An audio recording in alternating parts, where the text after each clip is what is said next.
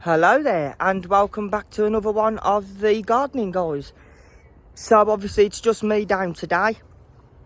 It's just going to be an upload of what I've done and what Michael's done and the progress that we've done. Obviously Michael isn't here today. Obviously he's at home. He's got a few things to catch up on at home. So sadly he's not here with me at the moment. So obviously I'm just going to show you around at everything that we've done, everything that's growing. As you can see, it is a scorcher yet again. It's definitely another cracker. As you can see, the sun, beautiful, absolutely beautiful. I don't really like it. It's a bit too hot for me. But hey, we can't complain. It could be worse. It could be freezing cold and raining off the ground. So I'm gonna obviously show you a little bit. So I'll just turn my camera. So obviously this is what I like to call the wildlife area. These two trees, that one and that one, was rescue trees. And obviously in another previous video, if you look or notice the flowers, they hadn't actually opened at that point, and they have now. So if you can look and see, they've got what seems to be dark, like blood orange flowers, which are starting to come up. And if you can see, the bees are doing their part. They're quite precious now, seeming as the bees are now starting to die out because there's not enough flowers. So the bees going round pollinating them are absolutely fantastic. So if anybody, can try and preserve the bees in whatever way, little bee boxes or flowers in your garden, little treats that you could easily make at home that the bees will love, definitely try and preserve your bees. Okay. So we've got some marigolds which are here. There's a few that sadly died off, but there's quite a lot which you can see that are still thriving. So they'll be going out very soon. And then you've got the pond, which is here. So just working off the solar panel. Just bear with me, because I just need to position that back over there like that. There you go. I do apologise. There you go. Lovely. Because otherwise what happened last time was the fountain poured all the water out of the pond, which it started to do it there. So it's a good job I've just realised that, because we have actually got tadpoles in the pond. I don't think they're frogs. I think they're toads. For the coloration and skin texture, I think they are actually toads. So but yeah, everything is doing good. I've pruned back the grapevine because it was growing like a triffid, and then I've just put a screw in and tied it up to the side of the shed. So that should be okay. Obviously the apple tree this year hasn't exactly had anything on it, because obviously I did get a massive bumper crop last year, and from what I've been told, if you have a really good crop of juicy apples the first year, you might not get a crop the next or the following year. I'm not sure why. If anybody knows out there, please, if you can, put the comments below, and I'll be definitely sure to read that, because that is definitely something that I really need to know.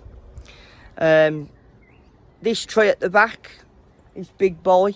I had that a couple of years ago from B&Q. I think it was about £28 in a reduced sale, and I planted it there, and it's quite big now. So when I had it, it was probably about the same height as me. Stuck it in the ground, give it a bit of love and attention as you do, and yeah, cherries all the time. And obviously, if I can just show you this, there is some beautiful, beautiful white roses. Absolutely beautiful. You cannot get better than that. So yeah, absolutely fantastic. Bit of rosemary, as you can see. So rosemary, it can be used in a wide range of cooking. I will actually be taking some cuttings off it, and how I do that is I just get like a stem like this. You can either pull it back or cut it, or remove certain of the leaves, and then I just stick them in water till they root. I don't let the roots grow too big, and then I just stick them into pots and regrow them again. So yeah, this is what I like to call the herb garden. So you've got rosemary, which is here, and then you've got English lavender, again really nice, just starting to go to flower. Then you've got sage, which, to be quite honest, isn't really doing the best. It keeps dying off. So if anybody knows any tips or tricks or any sort of fertilizers or anything, you know, that I can help it come back or continue to be green and lushy, please do put the comments below. Thyme, I've used quite a bit of thyme in the past, that's why that's there. I like to cook a lot of curries if I can, when I can. My definite one is mutton, Jamaican mutton and rice, and any Jamaican person will say that you have to have a couple of sprigs of thyme in, and it just gives it that little bit of kick. So this one here, this is I'm not sure what this is, so it's either two of the same variety. It could be garlic chive or normal chive. Actually, while it's here, pardon me, we'll give it a go. No, I think, yeah, I think that might be normal chive, because anything with garlic in, or garlic flavoured, gives you that bit of a kick, but it just tastes like chive to me. Pardon me. It's kind of bad as a gardener, I know, but it might be just normal chive anyway. So, and then we've got curry plant. I normally cut the flowers off these because I just don't like them. Doesn't make the bush stand out to me at all. But yes, that does taste like curry for anybody out there that's like, oh, why do you call it a curry plant? It does have a Latin name. I did do a horticultural lesson, botanical gardens, but unfortunately I didn't study plants, flowers, sorry. I done vegetables, so yeah, so probably why I can't tell you the Latin name of it, to be quite honest. But yeah, again, if anybody knows it, put the comments down below. Okay, so strawberries. There's loads and loads and loads. As you can see, there's so many that you can see. The heat does affect it quite a lot, so I'm going to be picking some of these very, very soon, and just take them off, and whatever you do, don't tell Michael I've had a strawberry. Anyway, so we've got mints. So we've got Moroccan mint. Not really doing too good this year. I know the roots are under the ground, and the same with that one. So that one's Moroccan mint, banana mint. This one's like a chocolate mint, very, very pepperminty strong flavour. And then this one is normal garden mint. Now those three, when we was weeding them quite a while ago, one of our other partners, Bailey, you know who you are, was weeding and accidentally pulled some of it out. But the good news is we did manage to replant the bits that he'd pulled out accidentally, which we've actually planted in those 3 containers, which are right there, and then the rest of them we planted in here. So it's not like we just threw them away. They are growing, they're thriving, as you can see. So yeah, happy days. So yeah, that's the herb garden. Obviously I'm not really going to go into the polytunnels or the greenhouses because it's absolutely silly heat. So I'll show you from outside. Obviously this is the greenhouse, or the glass house as certain people call it. There's nothing growing in here, it's just used for pots, bits of wood. There's a little grapevine there which I accidentally ripped off the one over there, and it seems to be growing back slowly, but slowly is good for me rather than nothing at all. So that's good, that's good. And then obviously in here, I might just step in just for a sec, so wish me luck. Oh my god, it's absolutely boiling. Whew. So this trough here is what we normally mix our compost in, but at the moment it's got netting off the raised beds which we weeded yesterday. So it was definitely overdue. An old, what looks to be water canister out of a loft or something at somebody's house, but it does well for holding water. And then we've got quite a few tomatoes, and if you can see, the tomatoes at the moment are just starting to come on. As you can see, there's some lovely tomatoes all coming on now, all the way along, as you can see, and there's more flowers which will be soon to produce tomatoes.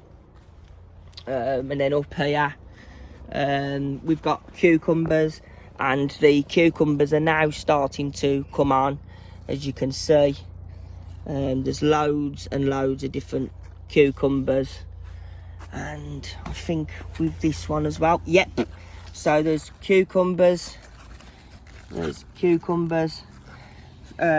yeah, there's loads of different things going on. The sweet peppers, they're now starting to show, but a few of them look like they've been eaten. Oh dear, it's not good. I'll try and put them outside. And then there's some other tomatoes which are starting to come through, and then we've got some watermelons. So Bailey planted those a while ago, so absolutely well done, Bailey, fantastic. You grew summit. So yeah, I'm going to be putting them out soon.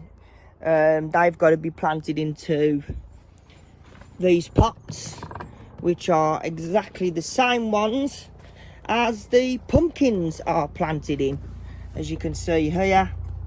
So we've got a few little varieties going on. So this one is Pumpkin Atlantic Giant, so really looking forward to that. And then I think the other one is Pumpkin Jack of Lantern, which are your medium-sized ones for mainly Halloween. So yeah, absolutely brilliant, and they definitely will be going out very soon. Absolutely lush, all new heads coming on, well watered, fantastic. And then we've obviously got nasturtiums, 3 different trays, some calendulas going on. So they'll be planted out soon. And then we've got the Lone Ranger unknown herb. So if anybody knows what this one is, yet again, put the link in the comments below. Would be nice to find out what it is. Apparently it grows absolutely massive, from the lady who gave it to me. So yeah, I'm so glad I'm out of there. So yeah, sunflowers all along here. Some are starting to get their sunflower heads on now, but as you can see, there is a whole wall of sunflowers, as you can see, and those were only planted a couple of weeks ago. So absolutely fantastic, really good. I've weeded and hoed off the fruit cage, as this is more than likely going to be where my sweet corn are going to go. Yes, anybody says anything, I know we've got horsetail in it. I have hoed it off. There's nothing that will get rid of horsetail, absolutely nothing. So the best thing to do is just keep pulling it up or hoeing it off. And it also weakens it as well, so it's the best we can do. Obviously then we've got the elephant garlic. That's now starting to slowly grind to a halt, which gives it a good indication that the bulbs underneath are almost ready. These was actually planted about mid-December of last year. And when people said to me that they grow like leeks, I mean, they was not joking at all. The leaves even look like a leek. So I'm actually quite impressed about that, because when we planted them, it took quite a while for them to come through, and it got to a point where I started to give up hope, because they just wasn't coming up. I planted them the right depth. They was well watered, and towards that point I gave up, and I was actually thinking about digging the ground over again to plant something in. And at the time that I was going to do that, they started sprouting, and there was only a few little bits at first, and I thought, you know what, I'll leave it, and they all come through. So yes, happy days. So I'll show you what's happening with the raised beds. So parsnips, I've always done absolutely brilliantly in that raised bed with parsnips. I know people say about crop rotation. I've only ever done 2 years with them, but next year I'm going to try and plant the seeds, hopefully in one of them areas. Michael riddled all that area. There was tons and tons and tons and tons of stones. So yeah, nice to build a rockery if you want 3 ton of stones. So yeah, parsnips doing really well. Second raised bed, carrots, absolutely brilliantly. Nice abundance of carrots, doing really, really well. And if I look, lovely carrots, look at that, that is beautiful. So yeah, nice carrots, all homegrown, same as the parsnips, absolutely brilliantly. So fingers crossed we'll have a good bumper crop this year, and I'm slightly in the works of doing a late crop of carrots in that one as well. I'm umming and ahhing at the moment between lettuce and carrots. I like lettuce, but it's one of them. It's one of them. You can store carrots, but you pull up a lettuce by the time you take it home in this heat, and it's like with a lettuce. So anybody knows what I should do, then put it in the links below. And then this one, I'm probably gonna plant something in there, a bit of light spinach or something of a rather. I haven't really found a plan of what to put in there yet. I'm going to probably have to have a look for the seed collection, so yeah, fingers crossed on that one. And then runner beans. So early in the year, me and Michael put these into the ground, the scaffold poles with a bit of post mix. I put the scaffold poles up and the bamboo sticks early April, and I've not long just put the runner beans into the ground. I put this netting around because we do have a lot of problem with foxes and cats and squirrels, which will just, and the beans will be gone. So this hopefully will stop them from you know, getting it, and it will probably give it some shade as well when the seedlings germinate. If anybody's wondering why I've got cans on there, well, number one, it's to stop you from accidentally poking your eye out, because if you poke your eye out on rigid bamboo sticks, you're going to be blind and you end up in hospital. Do not leave the ends of the sticks open. Always put something like a proper rubber bung or a bottle, or if you can collect cans, because you'll be able to see the can and you will know that, one, it's safe, you know, and two, that's where the end of the cane is. So I would advise not to leave the end open and cover it with whatever you can. So yeah, and then obviously we've got the onions.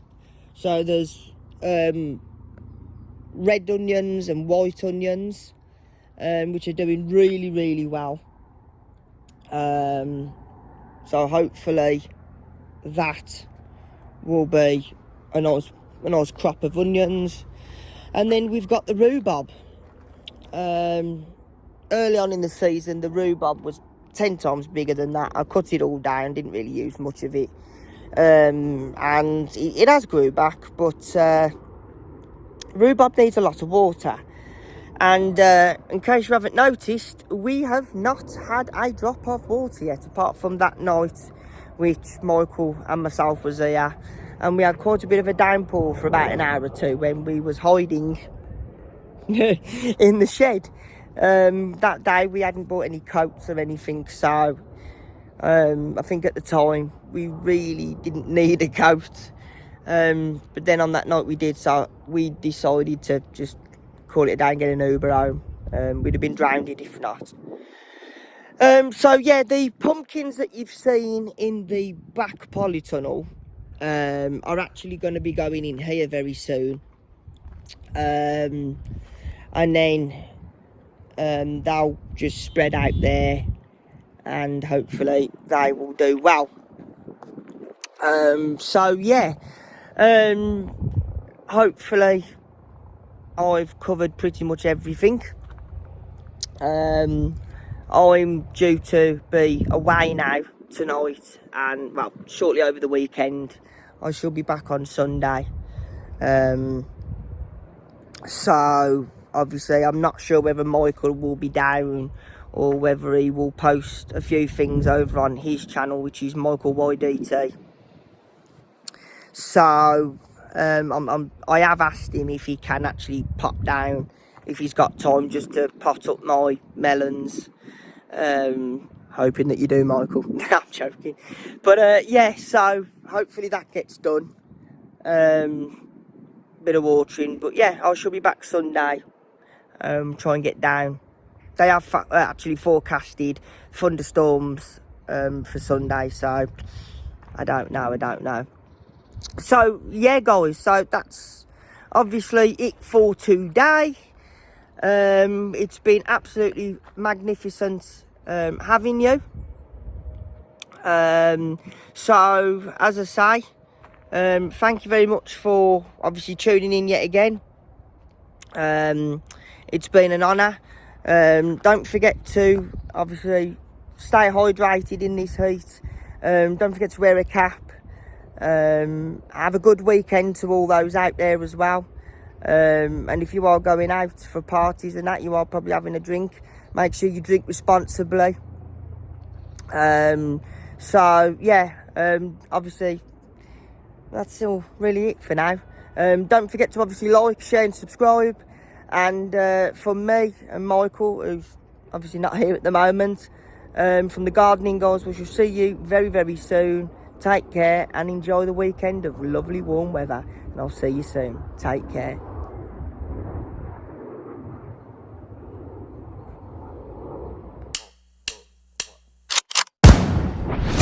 Call me a